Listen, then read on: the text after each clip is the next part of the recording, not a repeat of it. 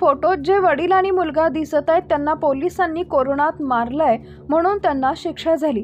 Police कोठडीत झालेल्या बेदम मारहाणीमुळे बाप-लेकाचा मृत्यू झाल्याचा प्रकरण मदुराई जिल्हा न्यायालयात घेत मोठा निर्णय देत 9 पोलीस कर्मचाऱ्यांना मृत्यूदंडाची शिक्षा सुनावली आहे। या प्रकरणात निरीक्षक श्रीधर यांच्यावर 15 लाख रुपयांचा दंडही ठोठावण्यात आलाय।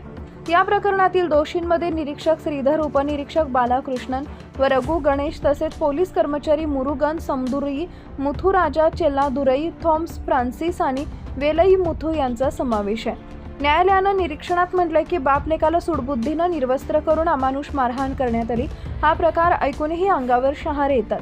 न्यायालयाच्या देखरेखीअभावी हे सत्य दडपलं गेलं असतं। या प्रकरणात सीसीटीव्ही फुटेज सादर करण्यात आले, जे अशा प्रकरणांमध्ये क्वचित घडते असंही न्यायालयानं नमूद केलंय। तसेच तामिळनाडूमध्ये अनेक प्रामाणिक पोलीस अधिकारी आहेत आणि या निर्णयामुळे संपूर्ण पोलीस दलात भीतीचं वातावरण निर्माण होणार नाही असं स्पष्ट करण्यात आलंय। या प्रकरणात केंद्रीय अन्वेषण ब्युरोने आरोपींना मृत्यूदंड किंवा पॅरोल शिवाय जन्मठेपेची कमाल शिक्षा देण्याची मागणी केली होती।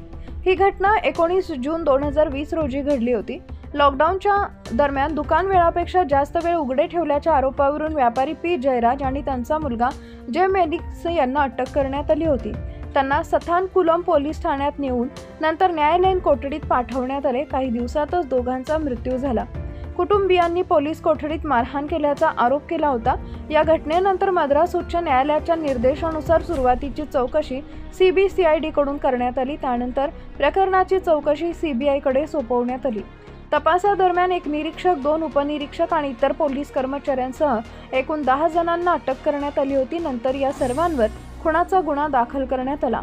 आरोपीवर खून, कट रचणे आणि पुरावा नष्ट करणे यांसारखे गंभीर आरोप ठेवण्यात आले। तपासादरम्यान CCTV फुटेज देखील हटवण्यात आलं असून त्यामुळे सत्य लपवण्याचा प्रयत्न झाल्याचं दिसून आलंय। तपासादरम्यान आरोपींपैकी एक पोलीस उपनिरीक्षकाचा कोविड-19 मुळे मृत्यू झाला। 6 वर्षांनंतर 2026 मध्ये मदुराई न्यायालयानं खटल्याची सुनावणी पूर्ण केली। मार्च 2026 मध्ये सर्व 9 पोलिसांना खुनाच्या आरोपाखाली दोषी ठरवण्यात आलं।